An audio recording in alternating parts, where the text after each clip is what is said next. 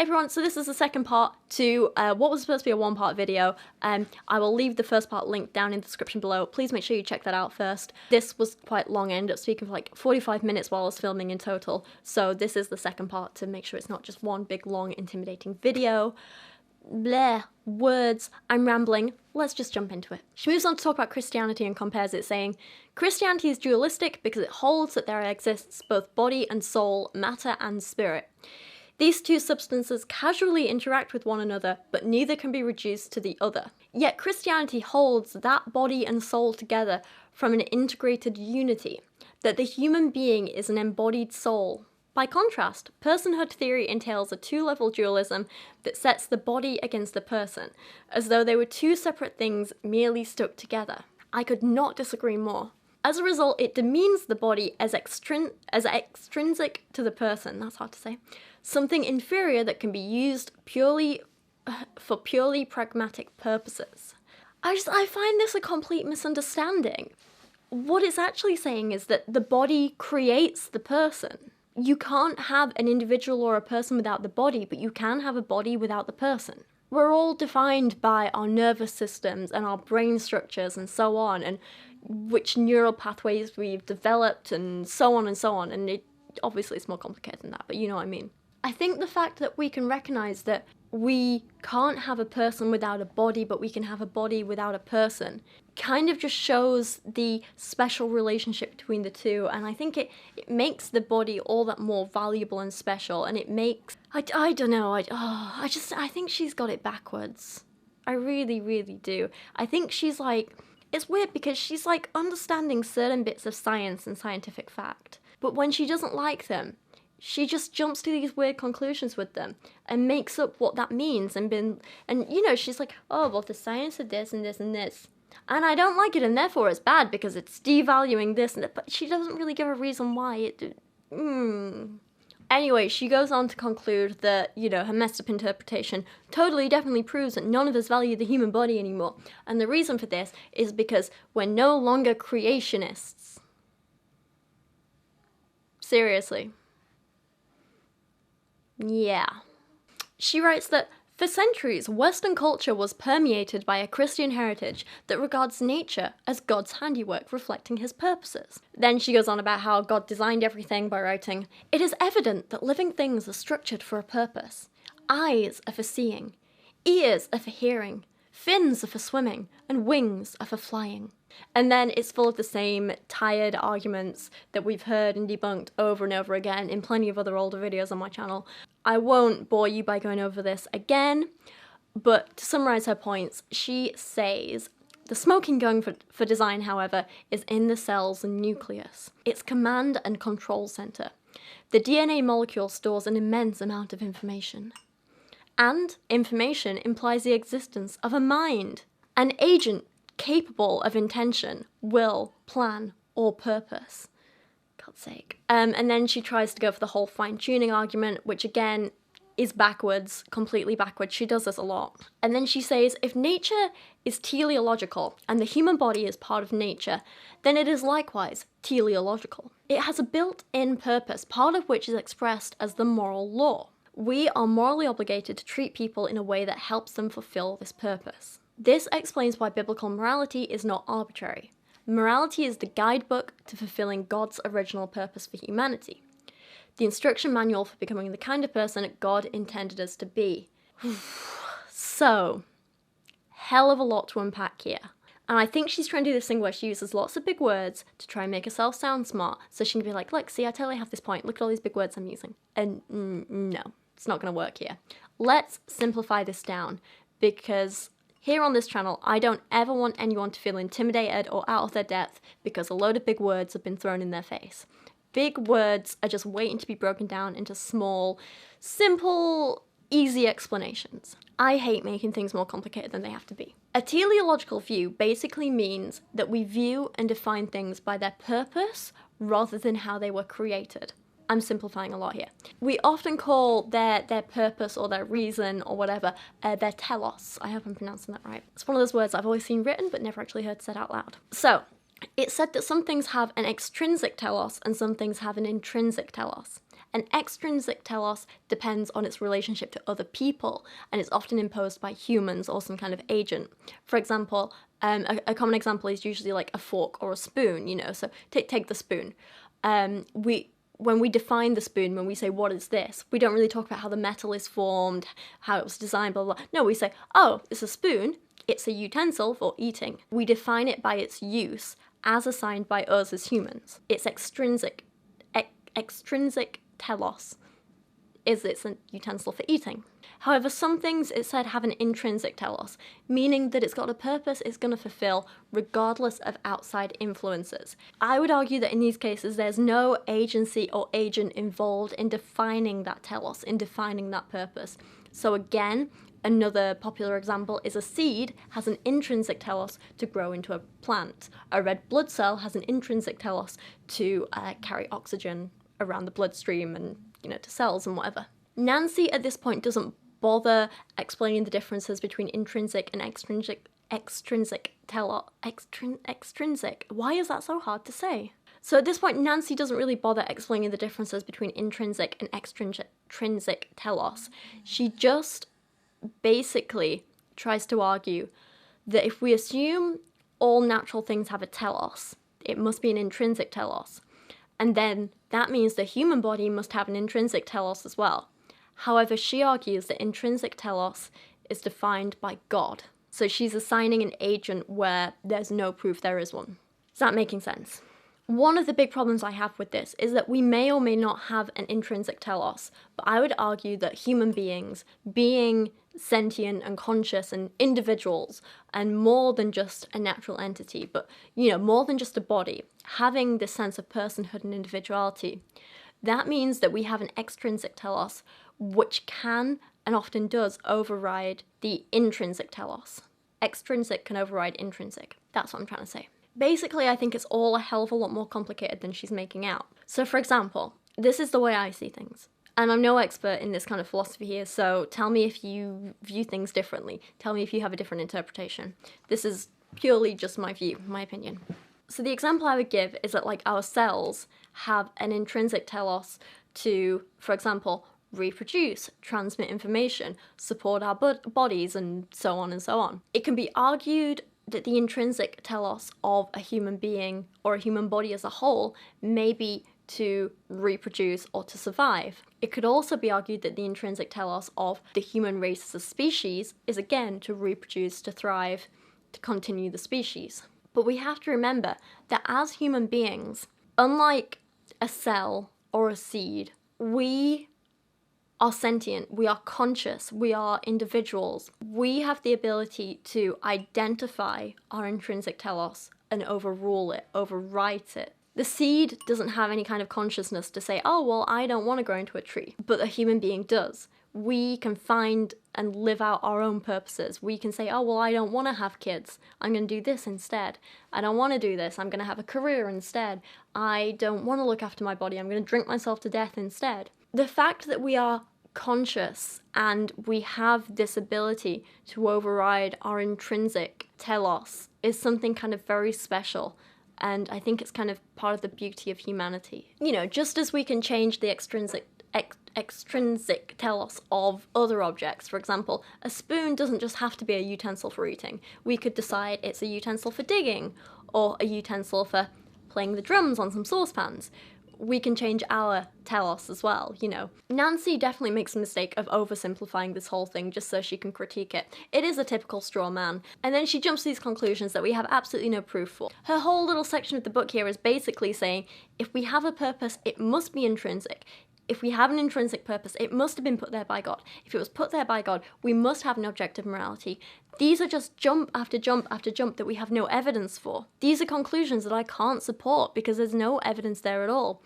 If we do have a purpose, that does not necessarily mean it's intrinsic. And if it is intrinsic, that doesn't mean it can't be overwritten by an extrinsic telos. And if there is an intrinsic telos, that doesn't mean it was put there by God. And therefore, that doesn't mean we have objective morality. To jump to those conclusions is illogical. Just because she says it with conviction, it doesn't make it true. And therefore, because I find a massive flaw in her premise like this, I can't help but just disagree with everything she says afterwards in the entire rest of this book. For example, at one point she writes, "In this purpose-driven view, there is no dichotomy between body and person. The two together form an integrated psychophysical unity. We respect and honour our bodies as part of the revelation of God's purpose for our lives. It is part of the created order that is declaring the glory of God." No. I would argue that the view that I have, shows this link between body and personhood, this integrated psychophysical unity. That's what our view shows rather than theirs. Because in the Christian view, it's all kind of backwards, because you can have a person without the body, but you can't have a body without the person, and that's just bizarre. There's so many things she ignores, like the differences between intrinsic and extrinsic telos. She completely ignores the concept of personal responsibility and how important that is in life. She completely ignores the difference between conscious and non-conscious beings. There's my air freshener. It's bizarre, but it's all very odd because, again, here and there are slight bits that I kind of do start to agree with her on. For example, she writes, "The implication is that the physical structure of our bodies reveals clues to our personal identity." Yeah, I agree with that. I understand that. She writes, "The way our bodies function provides rational grounds for our moral decisions. That's why, as we will see, a Christian ethic always takes into account the facts of biology, whether addressing abortion, the scientific facts about when life begins, or sexuality, the facts about sexual differentiation and reproduction. A Christian ethic represents the teleology of nature and the body." Yes and no. I do think the physical body defines what kind of individual we are, and I do think that shapes our view of morality as well. But I also think that we can shape our bodies. But again, I think it's more complicated, because while our physiology creates our mind can then make changes to our physiology based on what we are thinking. It's kind of all cyclical and integrated and so on. But it just seems so hypocritical, because she can't go on about Christian ethics taking into account biology when she's very clearly cherry-picking bits of science and biology and stuff that she just likes and that fits into her narrative, when she just discards and ignores other bits. And she does this throughout the book. Like, I'll give you some examples later. But, yeah. And this one part, she starts talking about Darwin, right? And she completely misunderstands and misrepresents his theory of evolution. She writes, "Darwin could not deny that nature appears to be designed." Yeah, he admitted that it appeared to be designed, it seemed to be designed, but he went on to say that the evidence suggests that it's not. You're just completely ignoring that bit. And then this next bit, again, so dishonest, right? She writes, "But having embraced the philosophy of materialism, he wanted to reduce that appearance to an illusion. He hoped to show that, although living structures seemed to be teleological, in reality they were the result of blind, undirected forces. Although they seem to be the products of intention, will, plan, intelligence, in reality they are products of purposeless material process. The two main elements in his theory, meaning Darwin's theory of evolution via natural selection, random variations and natural selection, were both proposed expressly to eliminate plan or purpose." No, that's dishonest. Darwin definitely did not set out to say, "I want to come up with something that will change the way people view our purpose in life." He didn't do that. He simply studied animals and nature in great detail, and he analysed the evidence, and he came to this conclusion and came up with this theory that evolution via natural selection was the best possible explanation for how living populations changed over time and continue to change over time. He didn't set out to say, "Ooh, I want to prove there's no God. Ooh, I want to, eliminate the possibility of there being a creator." He didn't set out to do that. And to portray him as doing that is dishonest. It's the lines like, his theory was proposed expressly to eliminate plan or purpose. Dishonest. Simple as that. Plus, I don't really think evolution does undermine a teleological view. Maybe that's just me. I'm not an expert in theology. I think we can have purposes without them being defined or assigned by a being or an agent like a god. I think purposes can develop and evolve and change over time. I don't think having a telos or a purpose necessarily means there's a god. Yeah, I don't know. Sorry, I'm kind of like rambling my thoughts here. There. But this whole kind of seriously, we're still on the first chapter here. That's how dense this book is. It is funny though, because on a lot of things, Nancy and I, we see a lot of the same points, and we just reach very different conclusions about everything. So if I can read you another bit. If the body has no intrinsic purpose built in by God, then all that matters are human purposes. The body is reduced to a clump of matter, a collection of atoms and molecules, not essentially different from any other chance configuration of matter. It is raw material to be manipulated and controlled to serve the human agenda like any other natural resource. Yeah, okay. The difference is, Nancy hates that, and I'm like, yeah, I think that's a great thing. I mean, I don't know, she is kind of oversimplifying and not taking certain things into account. For example, you have to consider that people still have a consciousness that gives us control over our bodies. You know, we have bodily autonomy. That means that we should be the only ones to control what happens to our own bodies. You know, someone else can't come along and say, I'm going to cut off your arm so I can use it without your consent, you know. But again, even that comes with exceptions. For example, if we're not in a position to give consent to, you know, decisions that are made about us, like if we're in a coma, blah, blah. It's a complex issue is what I'm saying. There's lots of things to be taken into account. I mean, yeah, again, I'm rambling, but I'm sure you all get what I'm trying to say. And Nancy just tries to oversimplify this and say, no, personal responsibility is bad. I want all my decisions to come from what I believe God says, and I think you should all listen to my God and only my God, because reasons.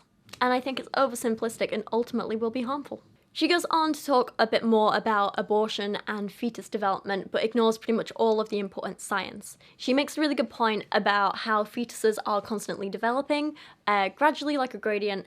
So yeah, it is hard to pinpoint exactly when a fetus stops just being a human and becomes an individual.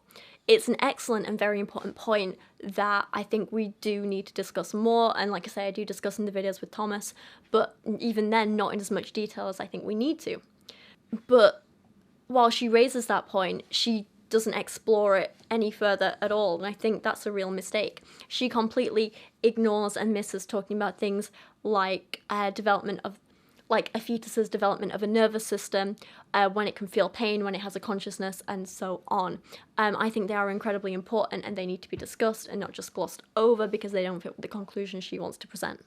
Then there's some talk about euthanasia, which, what a surprise, she's against too. It's a lot of the same stuff we've seen already, just repeated. You know, according to the body-person dichotomy, just being biologically part of the human race is not morally relevant. Individuals must earn that status of personhood by meeting an additional set of criteria, the ability to make decisions, exercise self-awareness, plan for the future, and so on.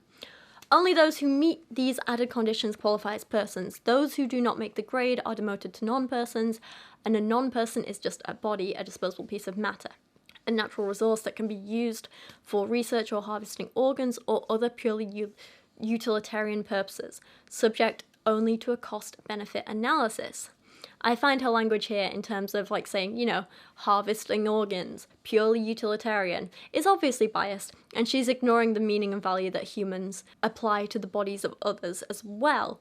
Once we've got to know a person and grown to love them and care for them and so on, we place a hell of a lot of value on their bodies even when the person is no longer in them, which is why, you know, we have a lot of respect for the bodies of the dead. That's why we take time to, you know, prepare bodies, care for them, bury them.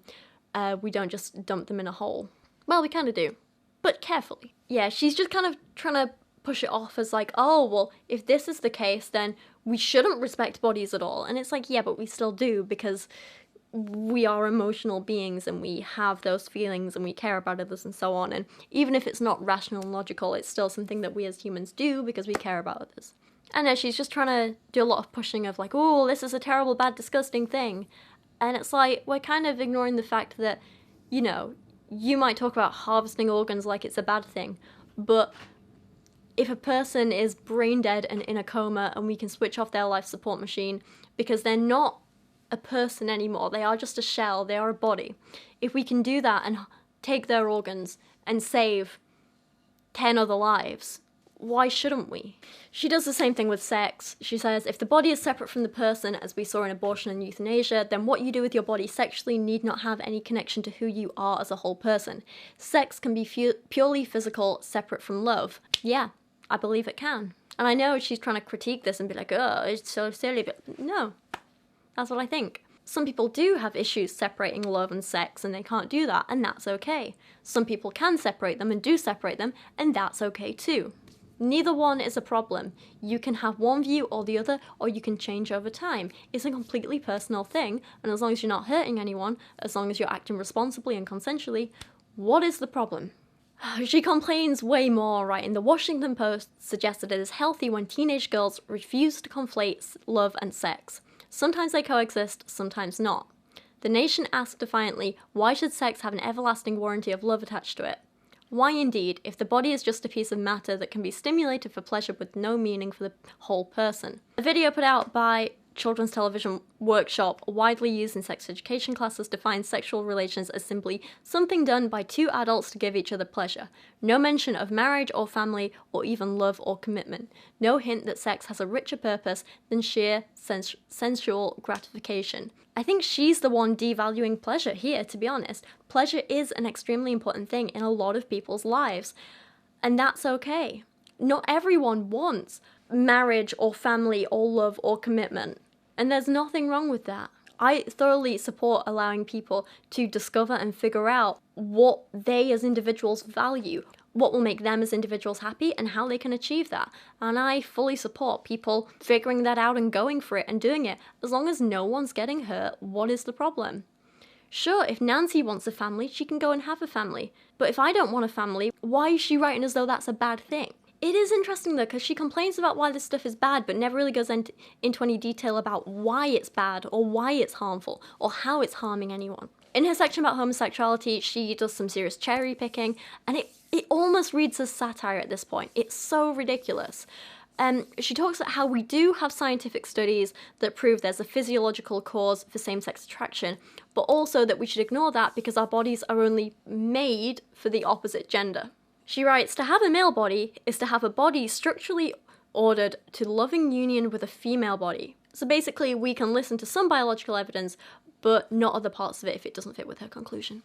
We are absolutely fine to look at genitals and see that, ooh, this pointy thing goes in the hole, but we're not allowed to look at, brain scans and MRI scans and say, okay, well, which bit of the brain is responding to this and this and this?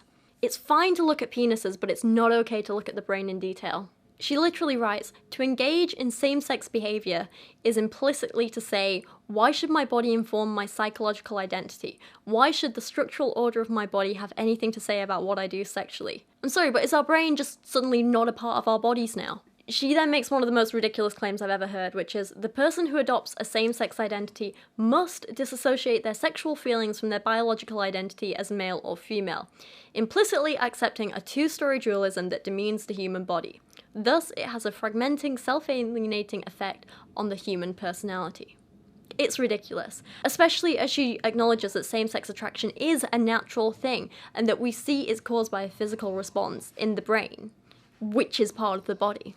She makes the same horrible point about being transgender, and she uses the term transgenderism, which you guys know I hate and have some serious problems with. I've spoken about that in a video before.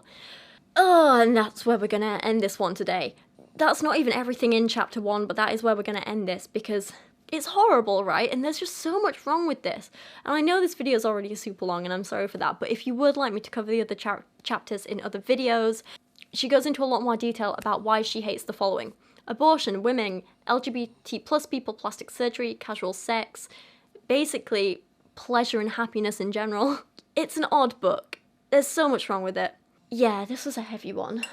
Thank you so much for staying with me and getting through this with me today. Sorry it was a lot, sorry it was heavy. If you needed to watch this in parts, absolutely fine, don't worry about it. If you're new here, please subscribe. It would be amazing if you want to stick around and check out more of my videos. But for now, thank you for watching today. I appreciate you guys so much, and I'll see you again very soon.